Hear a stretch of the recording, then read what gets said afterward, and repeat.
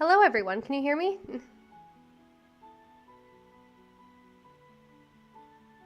This is only my second time doing this, so please bear with any technical difficulties. I've just sent out all the links announcing that we are now live, so I'm looking forward to writing with you tonight.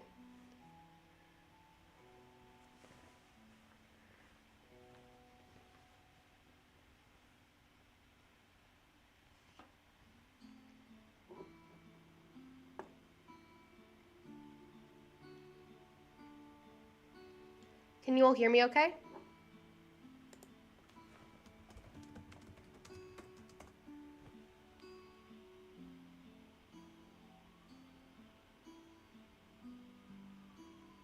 Just trying to work out all the bugs before we actually begin.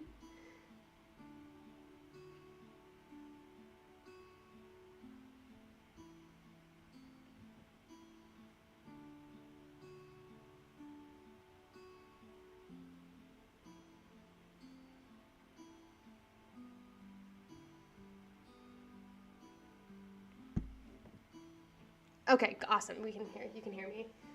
All right, cool. I'm going to be working on Runaways tonight. I am currently in the process of editing the third draft of this book. I have 2 chapters to write in this middle section before I'm done. And then I have a chapter that I need to rewrite from another character's POV.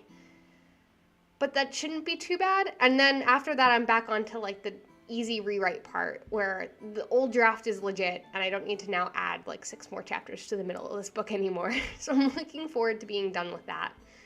But I am getting very close to the end. So I'm going to be working right now on chapter 7, which is the very first point of view that I'm writing from a character named Tess, or she's named Tess later in the book. At this time, she doesn't have a name. She is, she is a changeling, and she's had her name stolen by the Pied Piper, and so she is his servant, and she goes by the Taken, or the Third, because at this point she doesn't know her name. And so I'm writing a scene from her point of view, which should be pretty interesting. Playing with names and epithets in the narration of the story has been an adventure in trying to figure out how to keep things intelligible and understanding which perspective I'm writing from and keeping them all distinct. The last draft didn't have multiple perspectives, so this has been a very interesting journey for me, trying to change this draft so much between different drafts. But I'm eager to hear what you're all working on, so if you want to tell me in the chat, I will read through those, and I will get the timer up in the meantime. That is not the correct timer. That is the timer. Hopefully you can see it. Let me move the studio over here. There we go. The way these streams normally work is that I'll talk for a little bit, and I will say hi to everybody and like hear what you guys are up to, and then whenever we're ready to start writing, I'll set a timer for 25 minutes, kind of following the Pomodoro method. It worked very well for me during school, trying to grind through engineering homework. So it's kind of what I used to write to. We can always pick a different timer if you guys want to. Let me know if you'd rather do shorter or longer. I can edit this however we want. I used the same timer last time, and I didn't realize that you could change the alarm sound, and we kept getting jump scared by the bell. But I really like this childhood alarm. It sounds very pleasant. So we're gonna try using that now instead. But yeah, I'd love to hear about what you're writing, and you can let me know in the chat. And whenever you're ready, we can get started. Hi, Katie! I'm so glad you were able to make it. Hey, you can stay as long or as short as you want. We're doing these short writing sprints.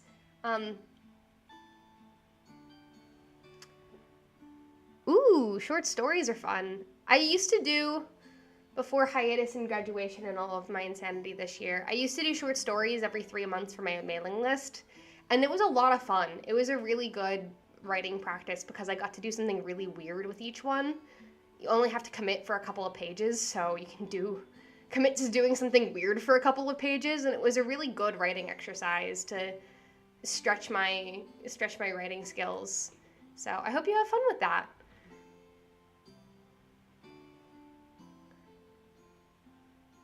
Katie, are you working on Twice Bitten or A Different Story tonight, or some of the Summerfest stuff? Summerfest has been so much fun. I haven't been following along with Summerfest recently because I was in vacation in Europe, and then I got back and I got sick.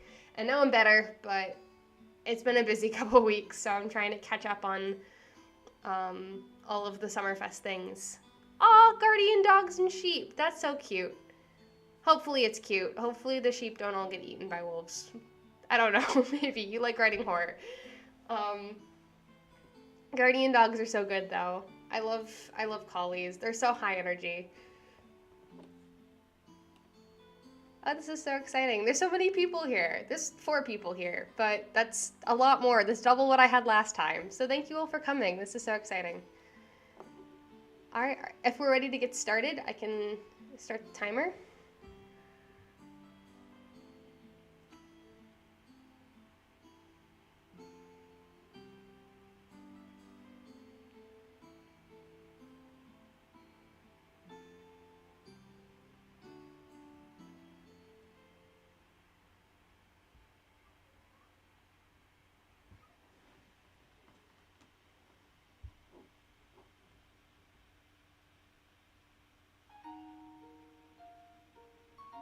Please go get food. Yeah, I just had dinner right before this and I almost forgot to eat. So, yeah, we'll be back in a little bit. Then you can join us then.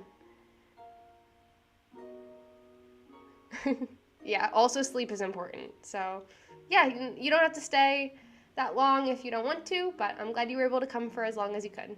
But let's get started. Fanfic is fun. I need to catch up on fanfic. I have not done fanfic in so long. All right, happy writing.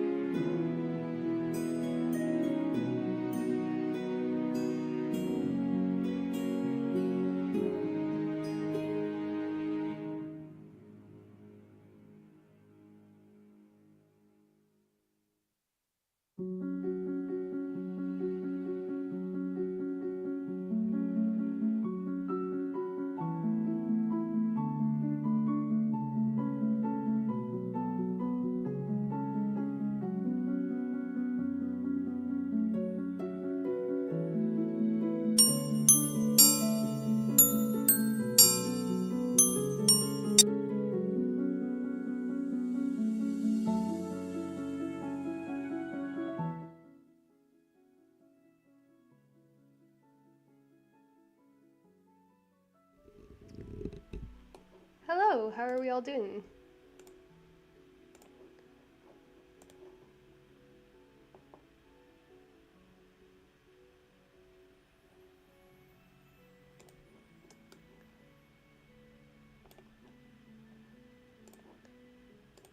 I got 394 words for the first sprint.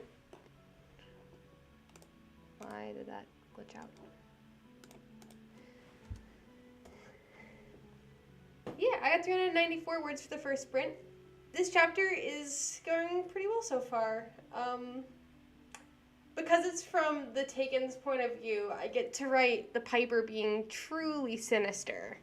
So, this is a fun, like, horror light kind of chapter where all sorts of gruesome. It's mostly in the tone, like, the descriptions get to be more negative, like, gruesome commentations instead of, like, bright autumn leaves. They're, like, dripping red with blood. No, that's exaggeration, but everything's just a lot more sinister in this chapter, and it's quite fun. 360, congratulations. How long are you shooting for this short story to be?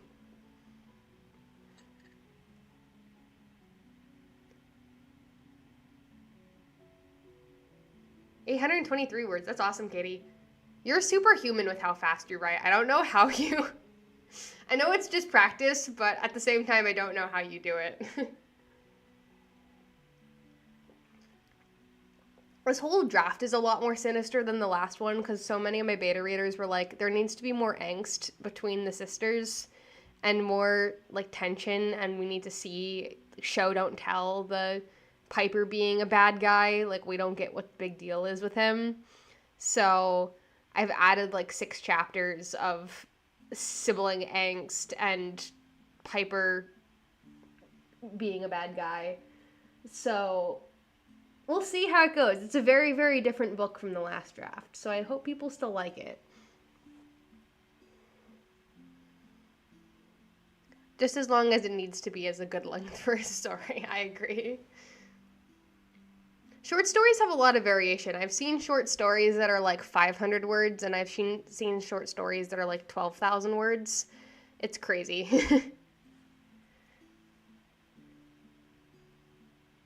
I'm so glad you like Runaways.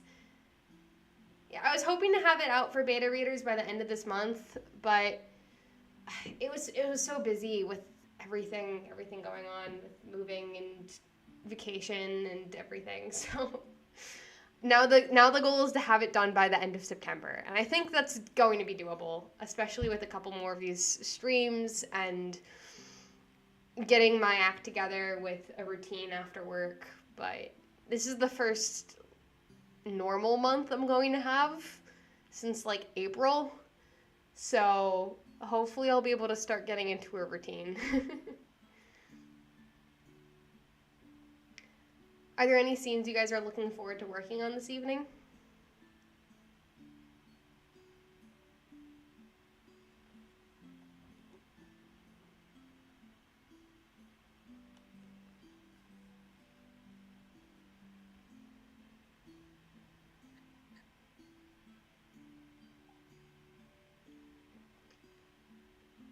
I never did go through and post all the pictures from my Europe trip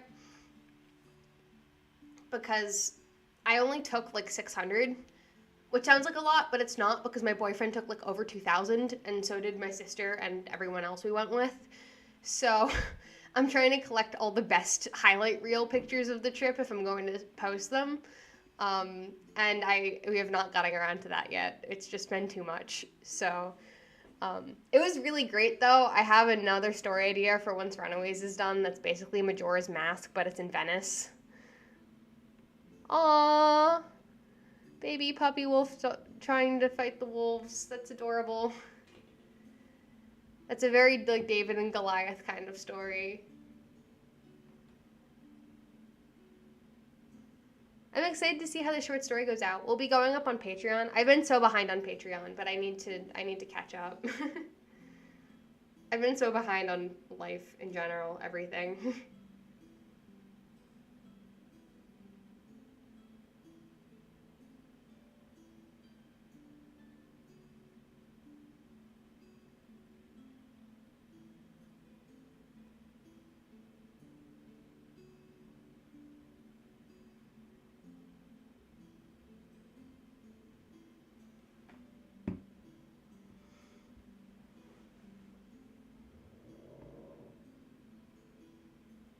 cool. I'll have to check that out, Katie.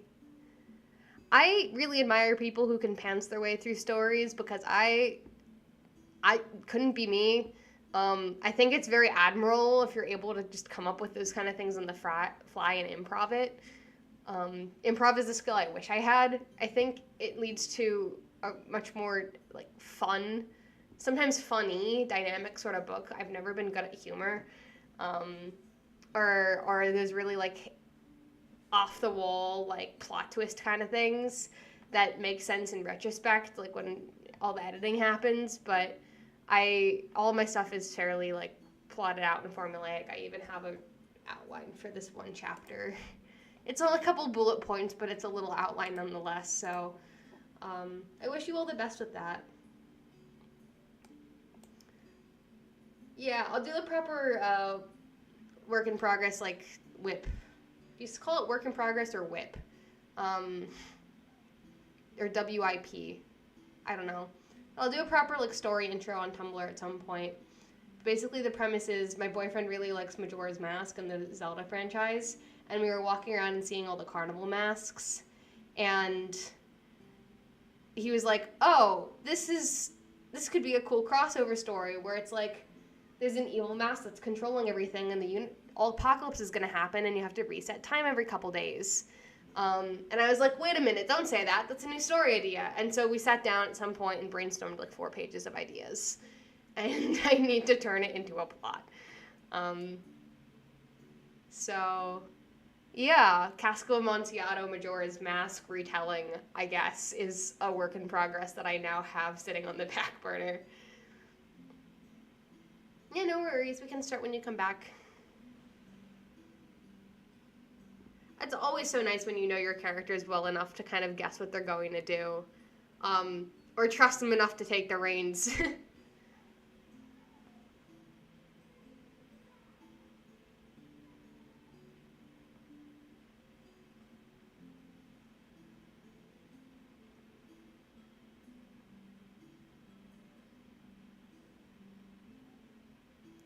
Okay, cool.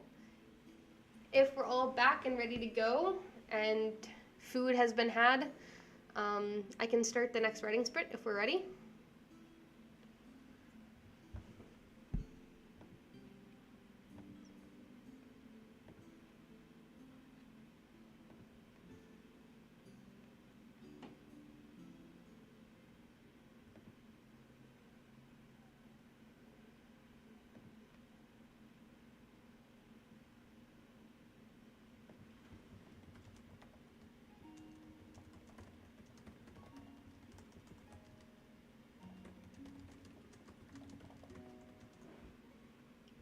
I'm just going to reblog the Tumblr post so that way people still know this is going on.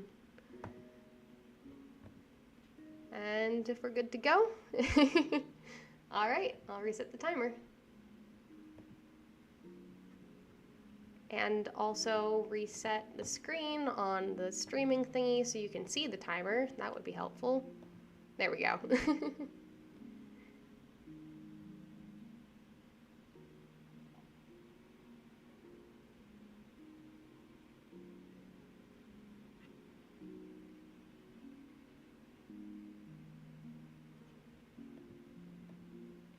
All right, happy writing.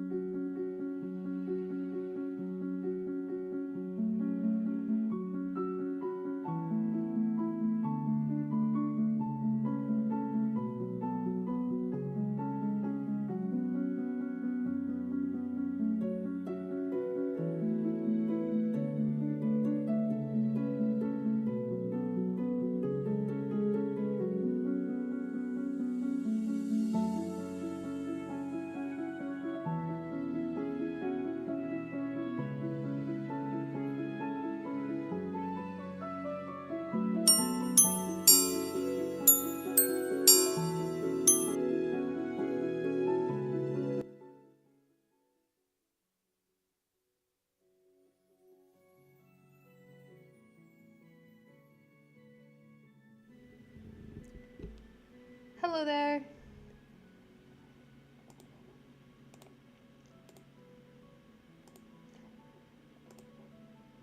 Second stream of the night down. How did we do?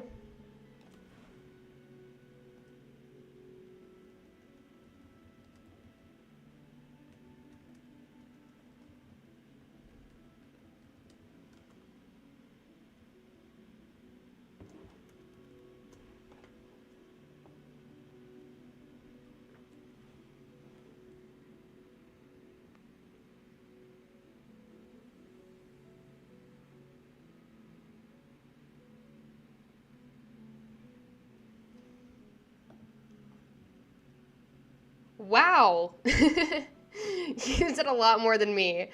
1,064 and 765. That's so impressive. I did 500.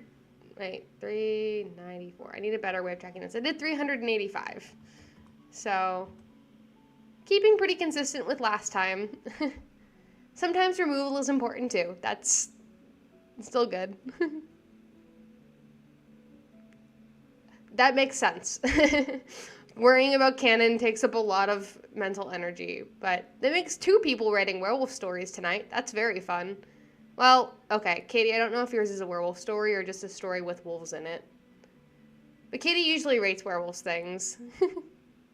Yes, flower typewriter. I was so pleased when I found these graphics on Canva.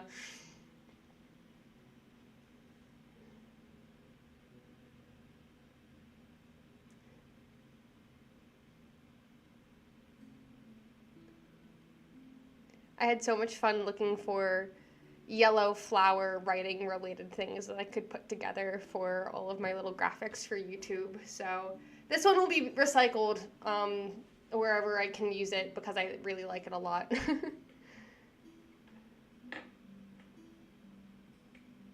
Thank you. I'm glad you guys like it.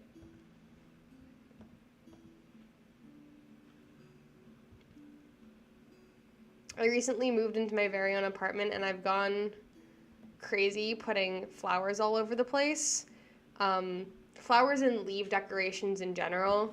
Like, I just made myself new, like, curtains to hang over my windows today, which have leaves and moths and butterflies on them, and bumblebees and flowers. And I put ivy with, like, LED strips over the door in my kitchen, and it is bringing me so much life. I love it so much.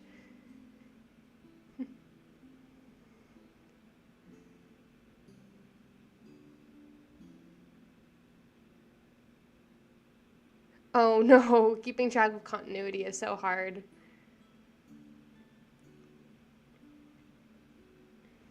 I think I've re-outlined this book like 3 times now, trying to keep everything straight.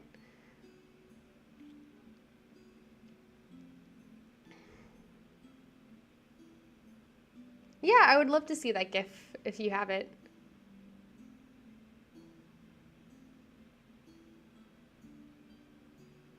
I was posting pictures on Tumblr earlier. I don't think you can send pictures in a YouTube chat. I have no idea how you'd go about doing that, but pictures will be posted places, I'm sure. Yes, go refill drinks. I'm going to run downstairs and get some more tea real quick. But yeah, everybody get settled in and ready to go for the next sprint. I'll be right back.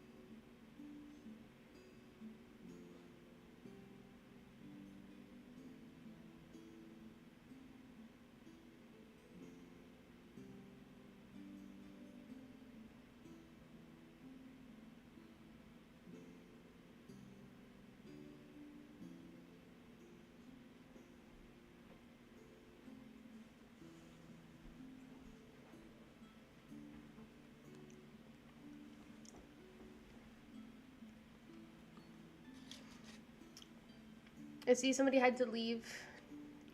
Sleep well. Oh, it is very late, 2 a.m. I'm glad you were able to make it. I am back. I am armed with peppermint tea now and chocolate. So I am ready to go. Does anybody have favorite writing snacks?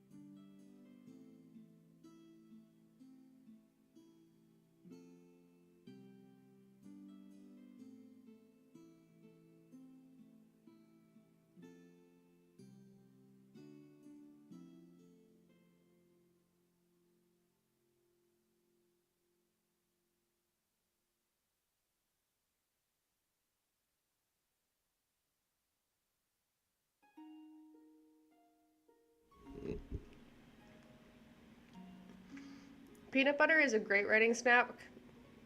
My mom never kept cereal in the house, so I never really ate dry cereal, but that sounds really good. I might have to try that. I have too much of a sweet tooth for my own good.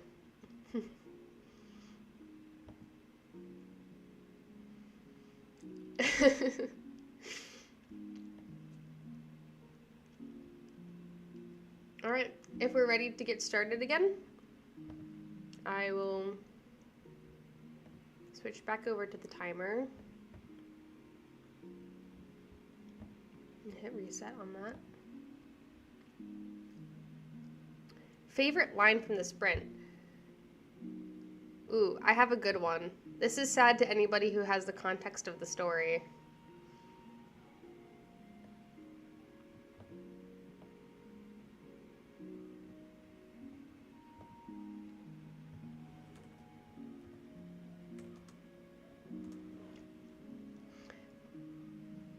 Katie is at Abalone on Tumblr. I don't know if you're familiar with their blog, but they are a really good friend of mine. They're the one running Ripler Summerfest.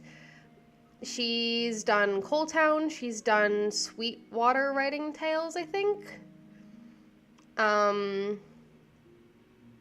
It is incredibly sad. She has no context of what healthy family dynamics or anything looks like. She's just been in the Piper's swarm is what I'm calling it. His group of changelings.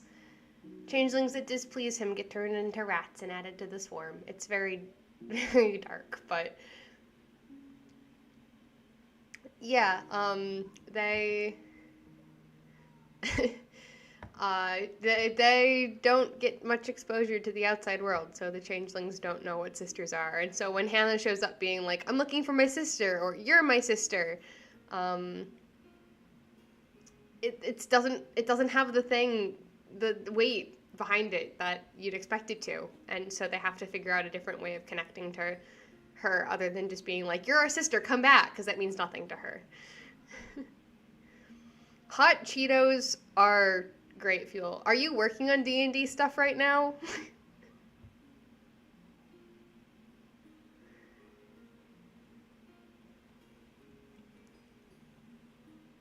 I cannot wait to play D&D again.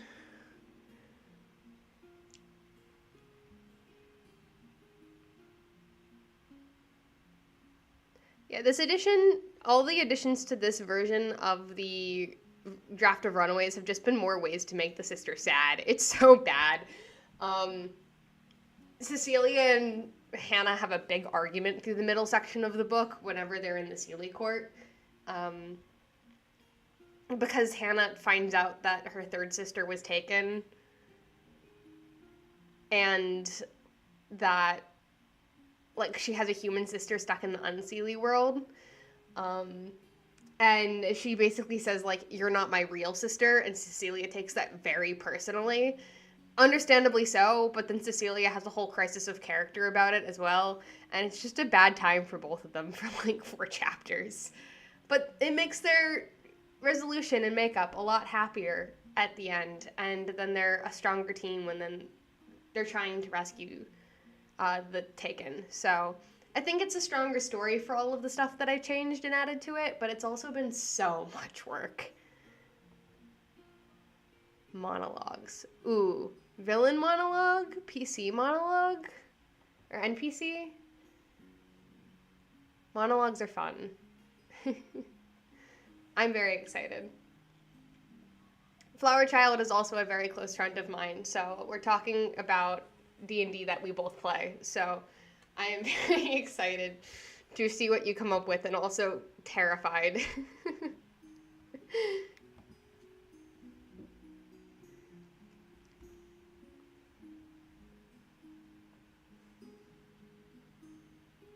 I am being very mean to the girls, I'm sorry.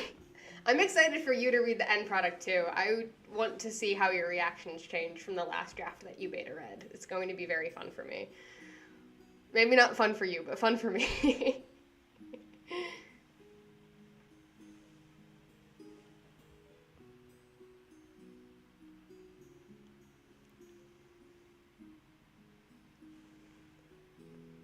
One of your characters turned into the BBEG? Oh my gosh, that's so dramatic. I love that. In a game that my college friends played, I wasn't in this. This was before I was part of the friend group. But my roommate's character became the BBEG of that game, and everybody still talks about it, like, years later. And it was a really fun, exciting, like, oh my god, what have we done kind of moment for the party. So, definitely super fun when the DM and the players work together to pull one over like that. Also, Spirit's monologue, that's so ominous in so many ways. I don't know how to react to that.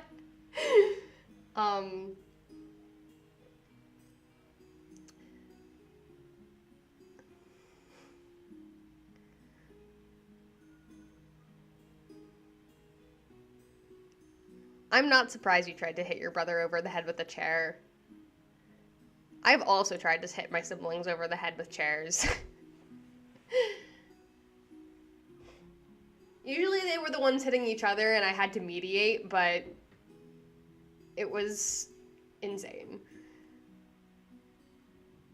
Especially when they were younger, they would bicker all of the time.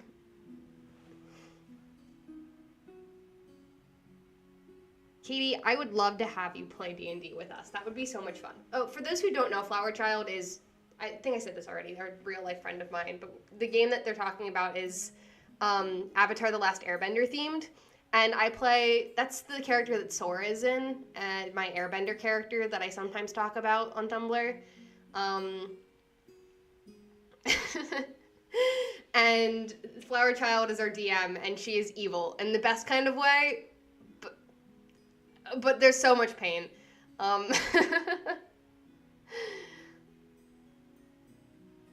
Yeah, so Sora is very connected to the spirits world because she's an airbender and wasn't allowed to use her airbending growing up, and so she just maxed out all her points into spirits instead accidentally, and then thought she was going insane. And so anytime spirits come up in this campaign, it means really good news or really bad news for Sora, and there's no in between. And the arc that we're currently in is mostly just really bad news. So we're gonna do a big, massive, like, 6-hour long session at some point and just try and get through a huge fight scene. And I am so nervous about so many things, but also very excited. No, you're good. I will always talk about Atla forever, and this is the opposite of a problem. I will always talk about all D&D forever. Planescape is the one that I run. It takes place in a multiverse, and I can't spoil anything about it because you're here, and you play. Misha's current headcanon is that you're the main character, and I think that's really funny. We're not playing using the Atla role-playing game that came out. We're Sorry. My friend homebrewed the entire like system that we're using.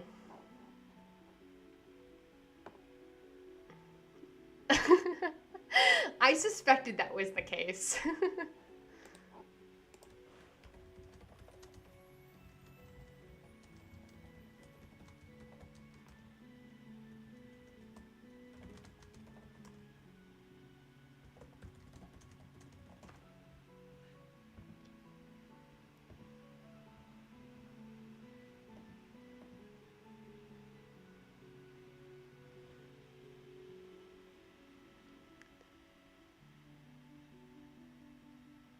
There would be no more bossing Sai. Oh my gosh. I recently showed my boyfriend Avatar, and now every time the government does something slightly sketchy, he goes, "This is just like there is no war in Bossing Say." And the other day I was like, wow, you really like that show because you've said that like at least once or twice a week since we finished watching it. And he's like, yes, but it fits everything all the time because our world is dystopian. And I was like, you're so right, and I kind of hate it, but you're so right. But there is no war in Bossing Say is now a very common phrase in the household.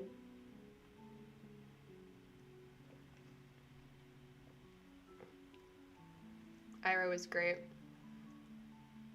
I desperately want to turn Sora into like a book character because her backstory is insane and everything that's happened during the campaign is insane. And when we get to Bossing Say, it's going to be insane, but it's so intricately tied with the world of Avatar that I cannot do that without so much copyright violation. It would be impossible. There would be so much copyright violation. So either it goes on AO3 one day, and I'm like, this entire thing is my OC. Nobody cares about it except for the 4 people in our party, but it means a lot to me.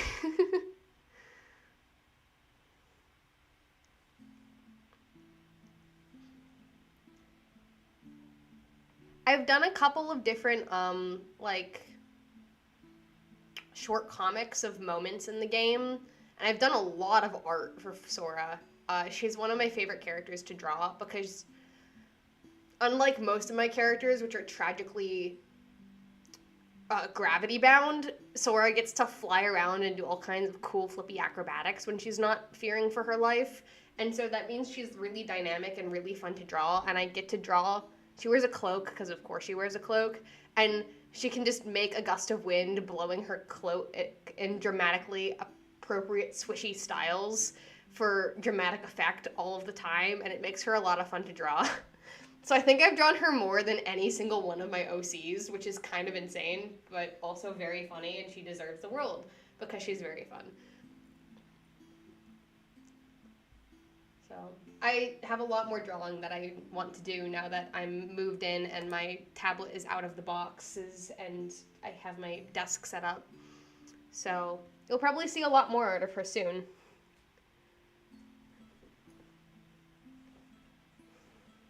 Seraphine can kind of fly. She can blast herself into the air on rocket boots, being a firebender. But that doesn't really count.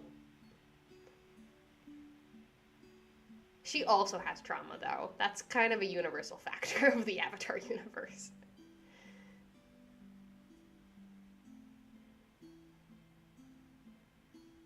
We do need to port over Foundry. I thought about that because I'm supposed to run Planescape this week, and then I forgot about it. But I have the weekend, so I will do that tomorrow, probably, if I don't forget.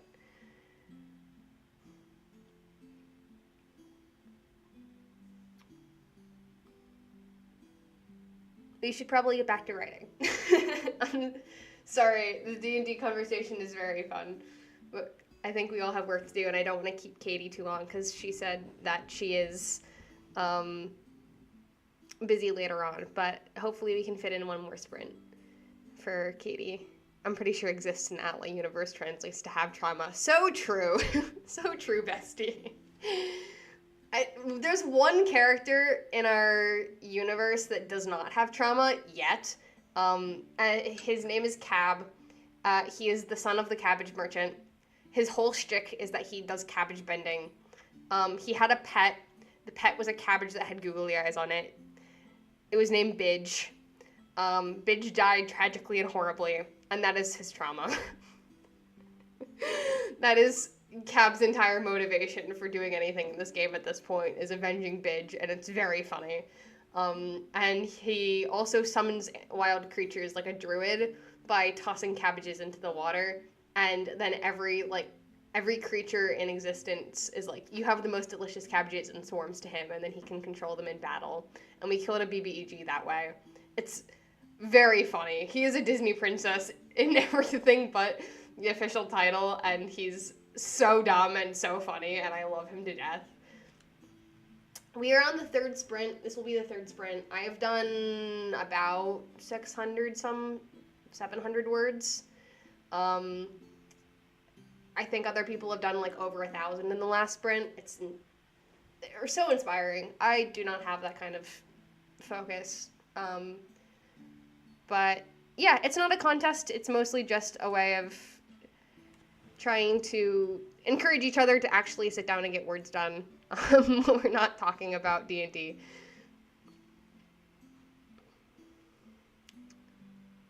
But if we're ready to go, I will start the timer. Are we ready to go?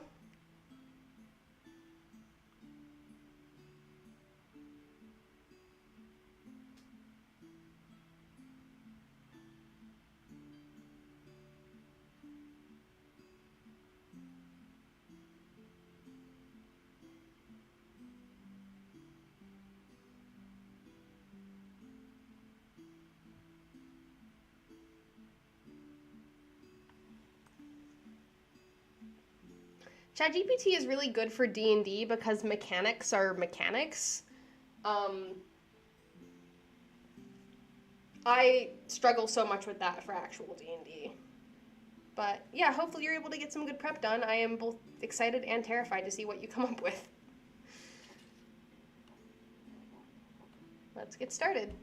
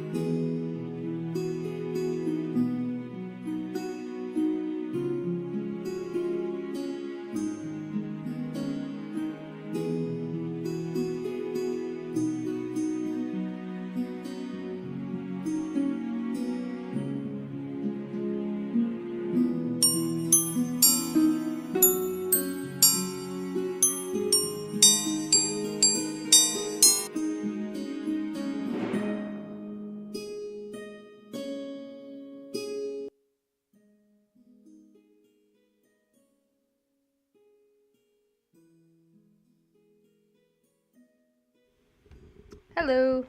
You're back.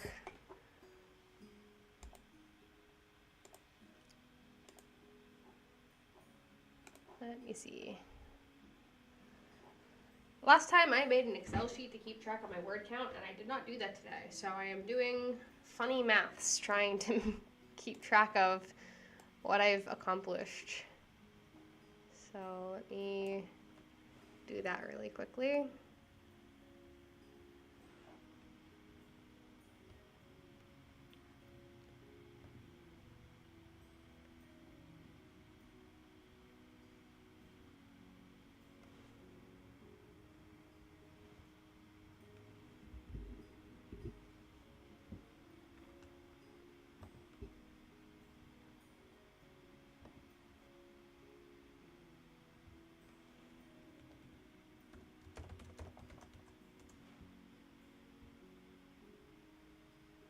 A 1,000 even, nice. 1,060, that's really good. I am writing slow tonight.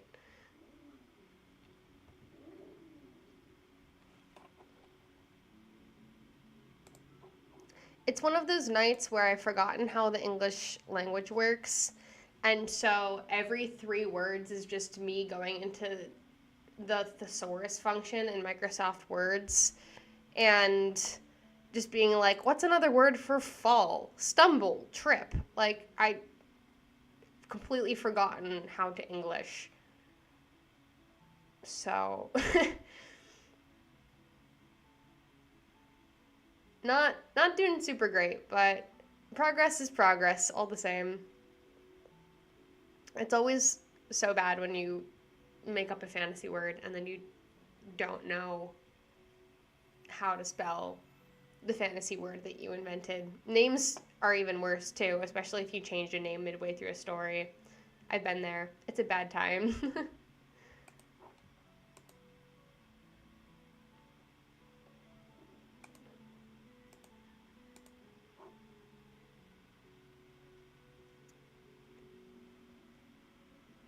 Last sprint for the night. Thank you for coming, Katie. I'm glad you were able to make it.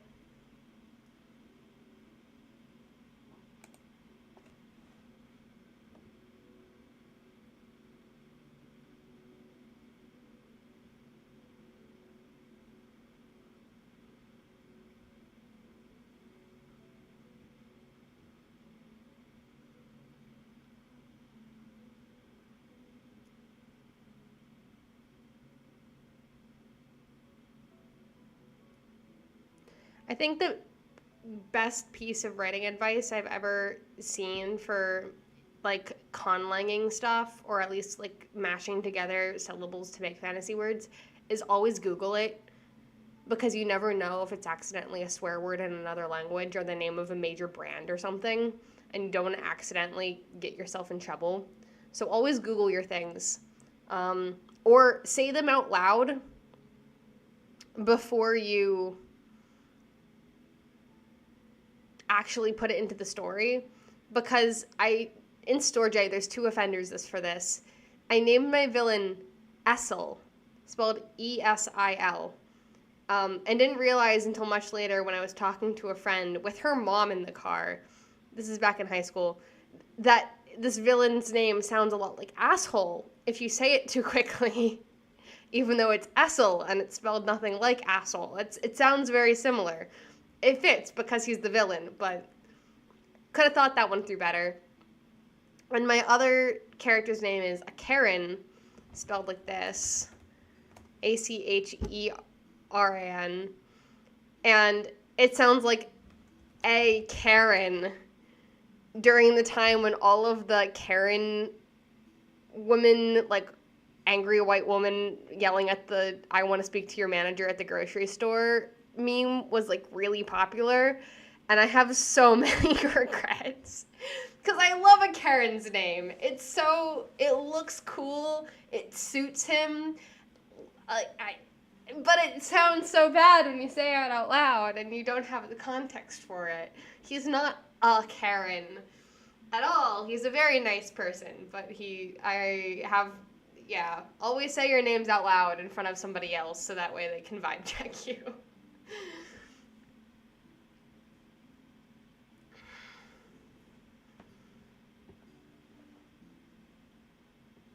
I refuse to change these names. It's never going to happen. But I live in secret internal pain all of the time, knowing that my choices have led me to this, and I'm too stubborn to change it.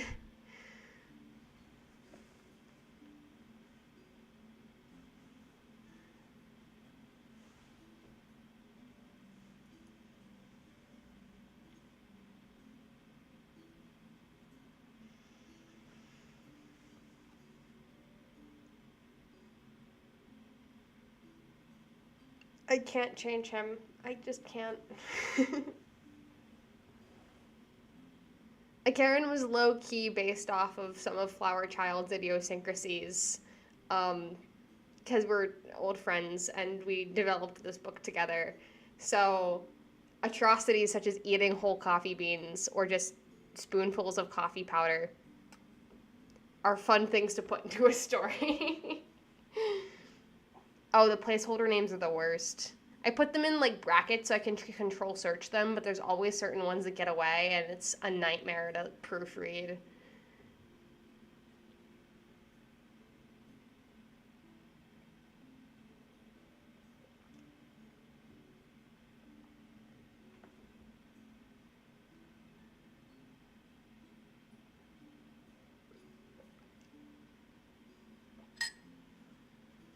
I've never done placeholder names. I will go down insanely long rabbit holes looking for the right name for a character for like years, leaving them unnamed until I come up with what I'm going to call them.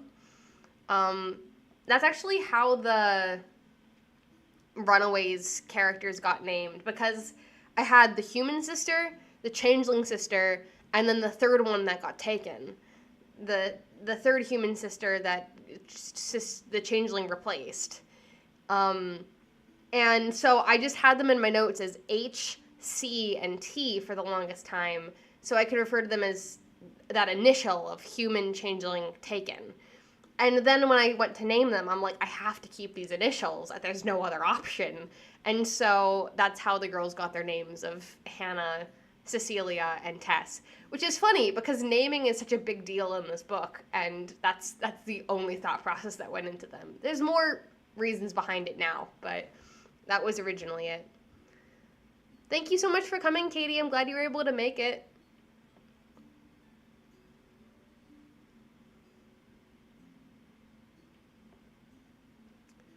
There's one D&D podcast that I listen to called Rolling with Difficulty, and Flower Child has heard about this incessantly because I talk about it all the time. And the DM's girlfriend is the one that comes up with all the names for the NPCs in that one. And they've gone on this mission to make all of the names as unspellable as possible. And so there's this one character that's named Karun Detrossi, and it's like a 16-letter name or something like that, and it's impossible, and nobody knows how to spell it. And so the current like top runner for how to spell this name is Current Atrocity, and I think it's really funny.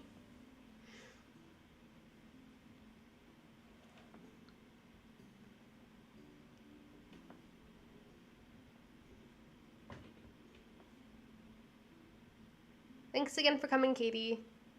Are we good to do one more stream with the people who are still here? Or, not stream, sprint with the people who are still here, or do we want to call it for the night?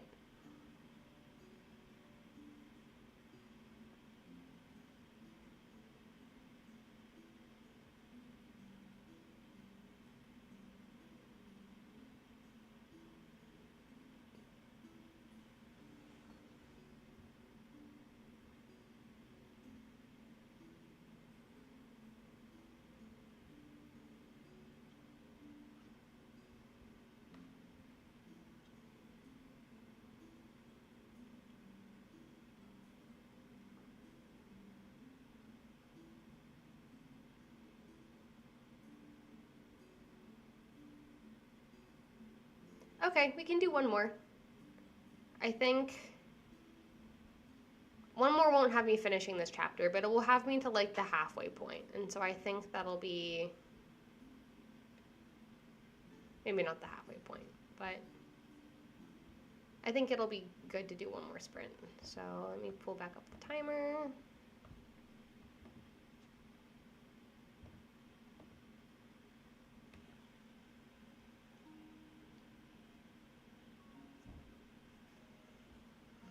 wait, I forgot to do the Tumblr thing.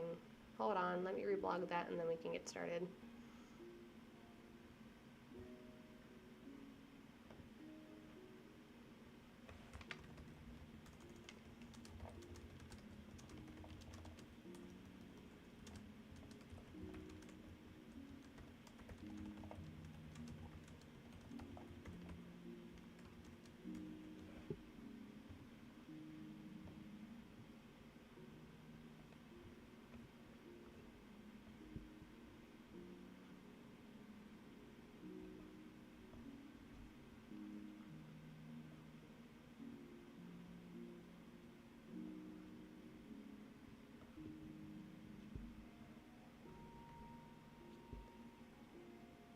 All right, let's get started. Happy writing.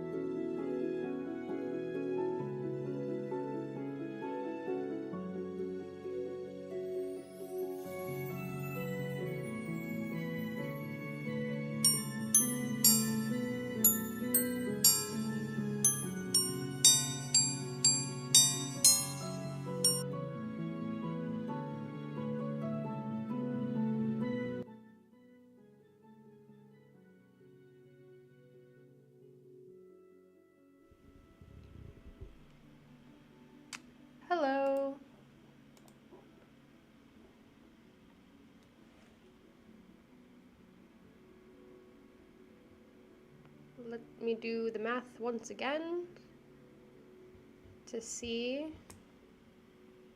how much I was able to accomplish.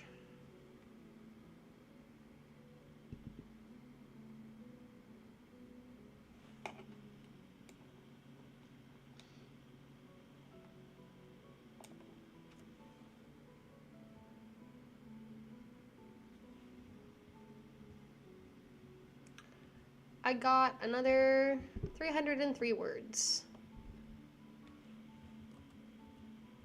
Wow, you're doing really well. This has been a slow night for me. I've been a little bit distracted, but this is a very heavy chapter, so I keep trying to do quick research of like evil fantasy creatures that or monsters or boogeymans so that I can populate the Unseelie realm with. So for every minute that I'm researching, it's another minute that I'm not writing, which is the point of these sprints, is just to get words on the page. But I think overall I did like 1,400 words for the night, which isn't bad. It's the start of the scene. Aw, you have cats. I miss my cats. I miss them. They're both at home. I'm gonna try and adopt a cat later this year, but sadly no cats here tonight. What are your cats' names?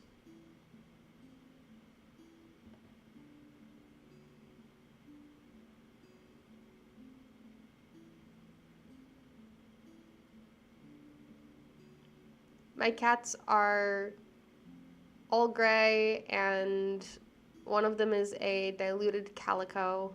The gray one's a lot older. He's not doing too well. He got sick today, and so my dad took him to the vet, but he got antibiotics, and so he's doing a lot better now.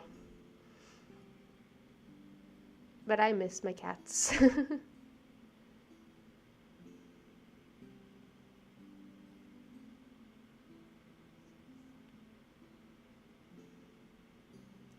I think that'll be the last sprint for tonight. But thank you so much for coming. I'm really glad that we were able to do this and that we were able to get words done.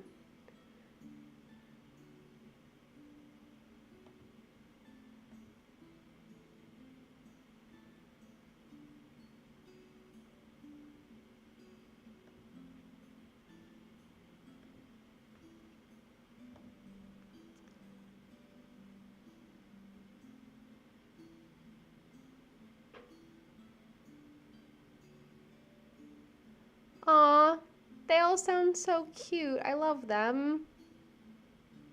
Please give your cats all the scritches for me. I must let them know that they're loved and appreciated. Yes, I do this monthly. Normally it's the last week of the month. The date sometimes changes between the day of the week, sometimes changes depending on what I have going on. Like we talked about D&D, and you know how scheduling is. But it's usually the last Friday of every month. So in September, that'll be September 29th. So that'll probably be the next one of these that I do. But this YouTube channel won't be inactive in the meantime. I have an interview with Lila Mary coming up, who's Right Blur Fantasy on Tumblr. She's publishing her book, The Red King's Mystical Suitors, in October sometime. And so she is giving me an arc review, and that arc review is going up, and that interview with her is going up sometime in September. And I'm also hoping to do an interview with Amanda Aller, who is the author of Daughter of the Sun. I put up that arc review a couple weeks ago, I think. It's a really good book, and Amanda said that she'd be willing to do an interview with me, but she's currently doing like a social media break, so I can't contact her to set that up. So yeah, lots of fun stuff coming up soon. Those will be recorded, not live streams, but the interviews are always very fun, and then the next one of these will be, September 29th, I think. This is only my second time doing this, but I think it already went a lot better than my first time, a lot less technical difficulties, and more people, and it was a lot of fun, so I'm looking forward to doing more of these in the future. It's always very productive and a good way to interact with the community. I am not getting Powder. I think my baby sister is far too attached to her. And with our older cat not doing too well, if he unfortunately, like, we think he might be getting older and his time might be coming. So he's like 13 years old now, and with this health scare today, like, we're not sure how much longer he's gonna last. And so since my baby sister's so attached to the new cat Powder, was a stray that we adopted, I think I'm just gonna let her keep Powder, because if our older one does pass away, she'll be absolutely heartbroken, and having the second cat at home will be good for her. And also, she's acclimated to being home, and she's an indoor-outdoor cat, so trying to transport her 8 hours across several different state lines and then making her forcefully be an indoor cat when she's already acclimated to being at home and being with Annalise and the rest of the family, it's not going to work. So I will get a cat at some point. I'm just going to get a cat from a shelter here and not the one that I called out of her backyard this past spring. So he's been a very well-loved cat. We've had him for like 10 years, and he was an adult when we found him. He showed up at our back door like in the middle of winter. Somebody dumped him on our street to die, but he's been very well-loved and adopted by our family since then.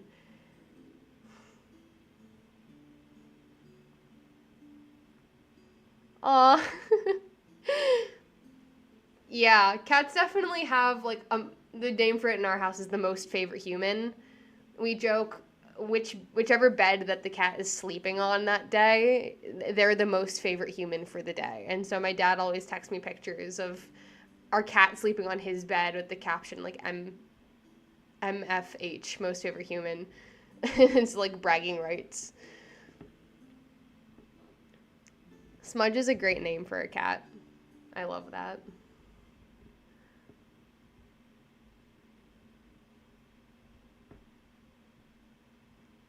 Kitties are the best riding companions.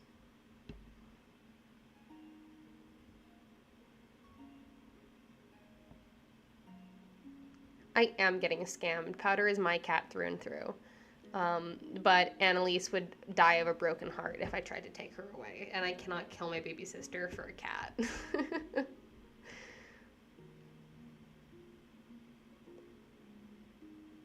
Yeah, a lot of cats are rescues. It's so sad how so many people just turn them out on the streets because they think that they can fend for themselves, and it's such a bad life for them. So, yeah, both of our cats were just dumped on our street, and we adopted them.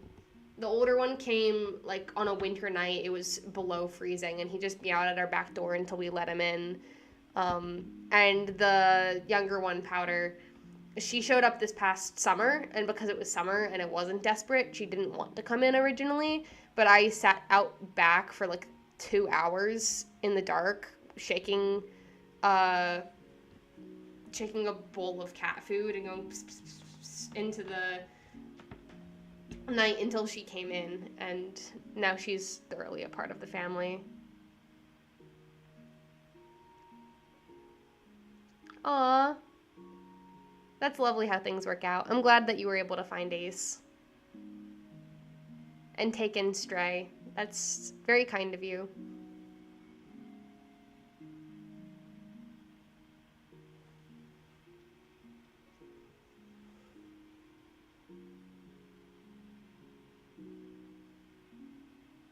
Yeah, I'd like to make our cats inside cats, but they started as outdoor cats, and so trying to keep them inside is a losing battle.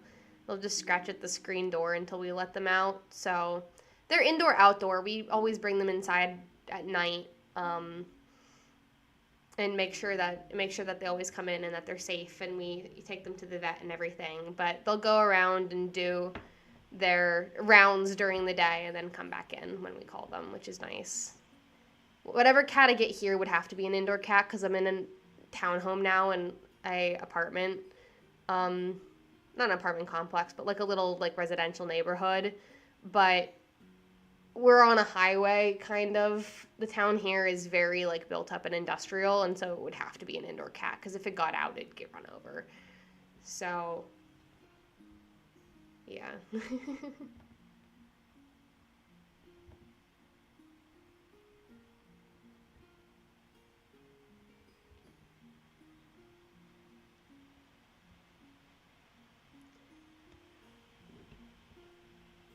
I think they can be trained to be inside cats if you get them young enough and you establish, like, these are the rules. I'll try and find a shelter that has, like, kittens. I know there's one in the city near me that I volunteered at last year when I was working here as an intern. So I'm going to check there later. But I just got moved in and finished a big vacation and everything. So it'll probably be another couple weeks before I can look at adopting a cat. But probably before the end of the year, or early next year, I'll adopt one because I don't like being catless for long. I've often joked that I would put our old cat on my, like, acknowledgement list set as a co-writer, because he would sit next to me while I was doing my schoolwork and while I was writing when I was living at home during quarantine, and I would just talk my ideas at him until I came up with a new solution. Like, he was my rubber duck debugger, and so my cat has co-author rights to all of my books. Thank you. I'm glad that you have your cats. And also that they left you alone to write tonight, but I hope that you can find them and give them scritches. Well, thank you all for coming tonight. It was so lovely to write with you all.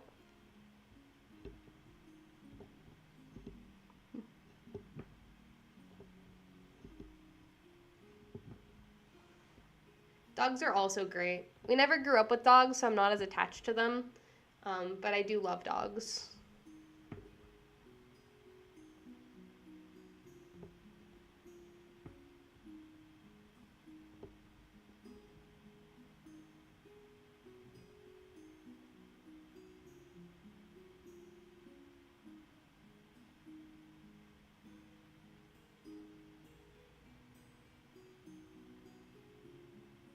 Of course, I'm always happy to host. This is a lot of fun. Thank you, and have a good night. And happy writing.